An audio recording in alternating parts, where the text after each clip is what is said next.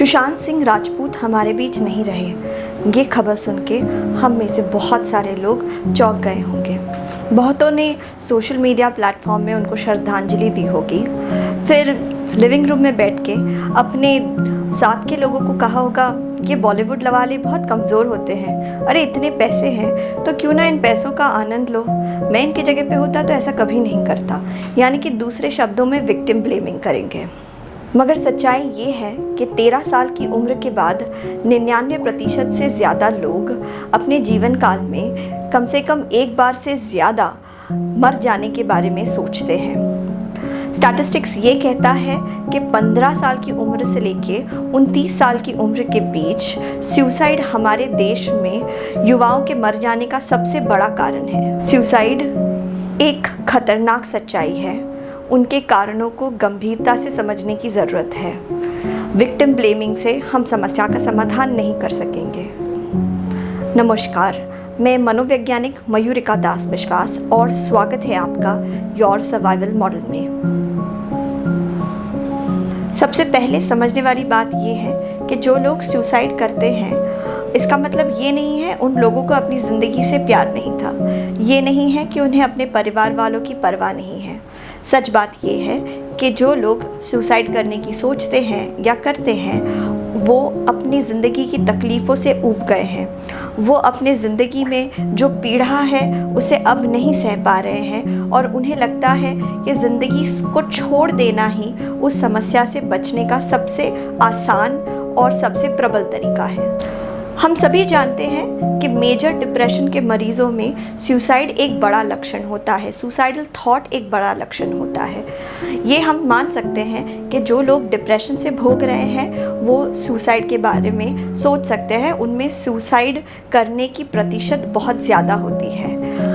लेकिन जो लोग डिप्रेशन से भोग रहे हैं वो डिप्रेशन की चिकित्सा क्यों नहीं कर पाते? इस चीज़ को इस तरीके से देखिए कि बॉलीवुड शरीर के स्वास्थ्य को बहुत ज़्यादा ग्लैमराइज करता है। Malaika Arora sets fitness goals for you, check out Hrithik's latest exercise regime. लेकिन मानसिक स्वास्थ्य को बॉलीवुड ग्लैमराइज नहीं करता। बल्कि अगर हमें पता लगे कि कोई एक्टर या एक्ट्रेस मानसिक स्वास्थ्य के लिए किसी मनोचिकित्सक या मनोवैज्ञानिक के पास जा रहा है, हम उस बात को चुटकारे लेके डिस्कस करने लगेंगे। हम सोचने लगेंगे कि अरे इसे कौन सी समस्या है, यानी कि ये इतना भी स्ट्रॉन्ग नहीं जितना ये नज़र आता है, इसको समस्याएं है। कितनी मज़ेदार बात है कि सक्सेसफुल होने के बावजूद इसे समस्याएं हैं। आप देखेंगे बॉलीवुड सेलिब्रिटीज़ अपने जीवन के स्ट्रगल्स को लोगों के सामने इस तरीके से प्रस्तुत करते हैं जैसे कि वो एक सक्सेस स्टोरी है। वो सच में अपनी ज़िंदगी के फेलियर्स को नहीं डिस्कस करते। तब तक तो नहीं डिस्कस करते जब तक वो फेलियर सक्सेस में नहीं बदल जाती। बॉलीवुड सेलिब्रिटीज़ बहुत कोशिश करते हैं कि उनकी ज़िंदगी की तकलीफ़ें छुपी रहे आम जनता से। इसलिए वो किसी मनोवैज्ञानिक या मनोचिकित्सक से मिलने से भी बच सकते हैं, क्योंकि उन्हें डर लगता है कि कहीं उनकी जो गोपनीय बात है वो अगर सार्वजनिक हो गई तो उनके करियर के लिए कितना ज़्यादा नुकसानदायक होगा। डिप्रेशन का इलाज है साइकाइट्रिस्ट यानी मनोचिकित्सक से मिलना, साइकोलॉजिस्ट यानी कि मनोवैज्ञानिक से काउंसलिंग लेना। लेकिन हम साइकाइट्रिस्ट से दवाइयाँ लेने से डरते हैं। हमें लगता है हम उन दवाइयों की आदी हो जाएंगे। ये एक मिथ है। हम मनोवैज्ञानिक से इसलिए नहीं मिलना चाहते क्योंकि कई बार हमें लगता है कि काउंसलर से बात करने के बावजूद हमें हमारी समस्या का समाधान नहीं मिलेगा। हम अगर काउंसलर से बात कर भी लेंगे, वो हमें ऐसा क्या समझा देगा कि जो हमें हमारे मित्र या हमारे घर वाले नहीं समझा पा रहे हैं।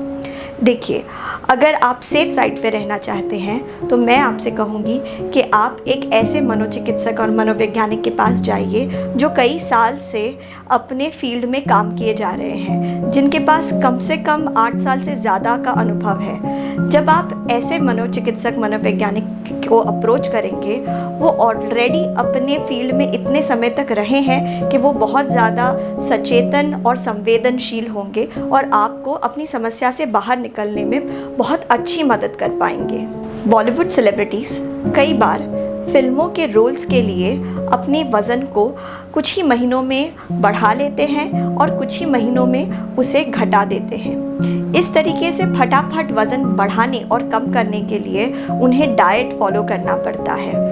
हमारे देश के युवा बॉलीवुड सेलिब्रिटीज़ को फॉलो करते हैं। हमारे देश के युवा भी सेलिब्रिटीज़ के जैसा ही डाइट फॉलो करने की कोशिश करते हैं।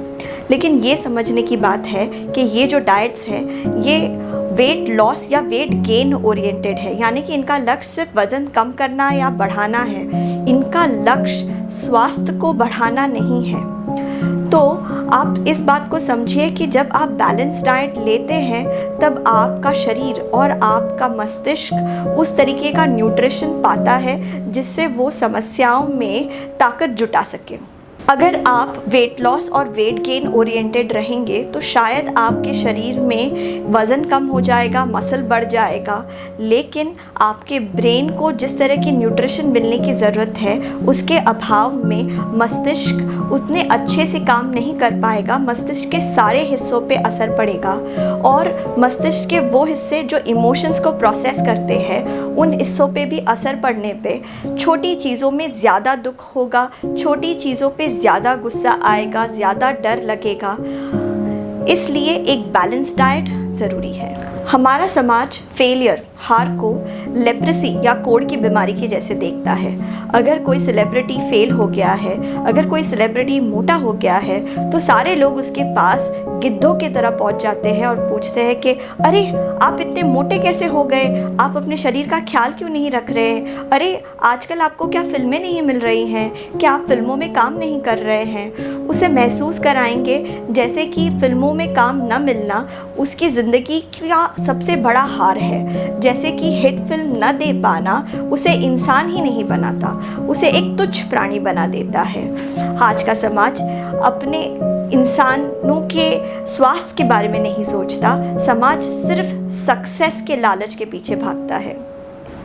जो समाज सक्सेस की इतनी मुफ्त एडवर्टाइजिंग करता है, जहां हर कोई सोचता है कि मेरे पास बड़ा घर, बड़ी गाड़ी, सुंदर पत्नी, हैंडसम हस्बैंड ये होंगे तभी मैं खुश होऊंगा, तो उस समाज में दुखी लोगों का होना निश्चित है। क्योंकि ये सब प्राप्त करने के बाद भी इंसान को पता लगता है कि इस चीज़ का कोई अंत नहीं है। जब आप एक मर्सिडीज़ ख़रीद लेते हैं तब आप सोचते हैं कि अरे मेरे पास जैगुआर होती तो और ज़्यादा अच्छा होता, कोई इम्पोर्टेड गाड़ी ले लेता तो और ज़्यादा अच्छा होता। आप एक 3 BHK फ्लैट लेते हैं तो सोचते हैं सी फेसिंग फ्लैट होता तो ज़्यादा अच्छा होता। सी फेसिंग फ्लैट ले लेंगे तो आप सोचेंगे कि अगर शाहरुख जैसा बंगला हो पाता समंदर के सामने तो फिर क्या लाइफ बन जाती। एक्स्ट्रावैगेंस का कोई अंत नहीं है, ये रास्ता आपको सिर्फ ज़्यादा और ज़्यादा दुख की तरफ ले जाता है। जब इस रास्ते पे चल पड़ते हैं लोग तो कुछ दूर जाने के बाद उन्हें पता लगता है कि वो कितने हार चुके हैं। सक्सेस के पीछे उन्होंने अपने लोगों को पीछे छोड़ दिया, सक्सेस के पीछे भागते भागते उन्होंने दोस्तों से कांटेक्ट रखना छोड़ दिया, अपने परिवार वालों को फ़ोन करना छोड़ दिया। Success is not equal to happiness. समाज जिस तरह से सक्सेस की अंधाधुन एडवर्टाइजिंग करता है, बॉलीवुड उसी तरीके से नशे या एडिक्शन की अंधाधुन एडवर्टाइजिंग करता है। शराब यानी अल्कोहल ने पानी की जगह ले ली है। वीड यानी कि गांजा सबका फेवरेट ड्रग बन गया है। मेथ मज़े करने का सबसे फेवरेट रास्ता बन गया है और कोकेन सक्सेस की निशानी बन गया है। जब हम किसी नशीले पदार्थ का सेवन करते हैं तब वो हमारे मस्तिष्क में जाके हमारे मस्तिष्क को एक्टिवेट कर देता है बहुत ज़्यादा हैप्पी न्यूरोट्रांसमीटर्स रिलीज़ करने के लिए। धीरे धीरे ऐसा देखा जाता है कि हमारा मस्तिष्क अडेप्ट कर लेता है कि अब वो खुश तब ही हो पाता है जब बहुत ज़्यादा एक्टिवेशन उसे मिलता है। इसलिए हम ज़्यादा से ज़्यादा ड्रग्स और अल्कोहल लेने की कोशिश करते हैं। ऐसा करने पर हम बहुत आसानी से बहुत तरीके के मानसिक रोग के शिकार हो सकते हैं। डिप्रेशन उनमें से एक बड़ा मानसिक रोग है।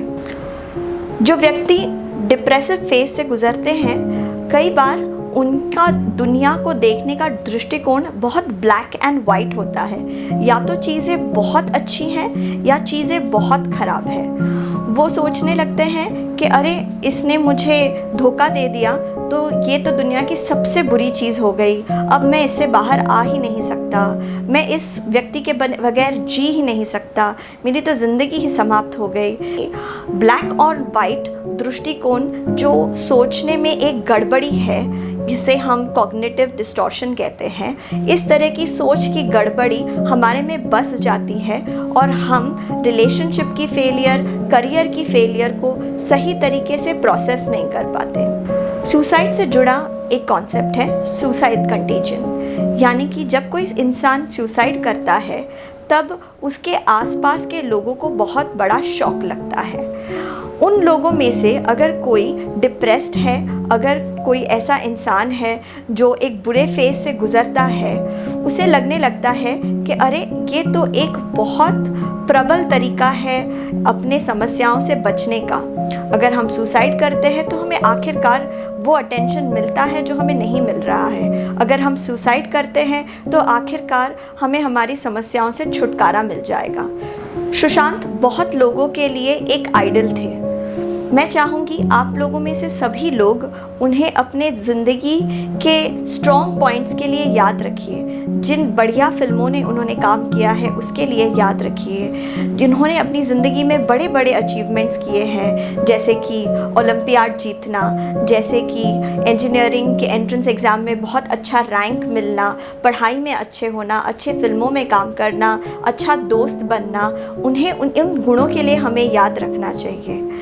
लेकिन बहुत सारे डिप्रेस्ड लोग इस घटना को सुनकर प्रभावित हो सकते हैं और सोच सकते हैं कि हमें भी ऐसा कुछ करके देखना चाहिए। ये बहुत बड़ी गलती होगी। सुशांत एक बहुत अच्छी पर्सनालिटी के व्यक्ति थे। उन्होंने ज़िंदगी में बहुत कुछ हासिल किया था। इस सुसाइड की घटना से हमें ये निष्कर्ष नहीं निकालना चाहिए कि उनकी पर्सनालिटी में दिक्कत थी। ये हमें समझना चाहिए सुसाइड एक कमज़ोर घड़ी का नतीजा है। उस कमज़ोर घड़ी से बचने के लिए ज़रूरी है कि आप अपने परिवारजनों के कांटेक्ट में रहें, आप अपने दोस्तों से खुल के बात करें, और अगर आपको लगता है कि आपकी बातें कोई नहीं समझ सकता तो ज़रूर मेंटल हेल्थ प्रोफेशनल्स यानी कि साइकाइट्रिस्ट और काउंसलर से बात कीजिए।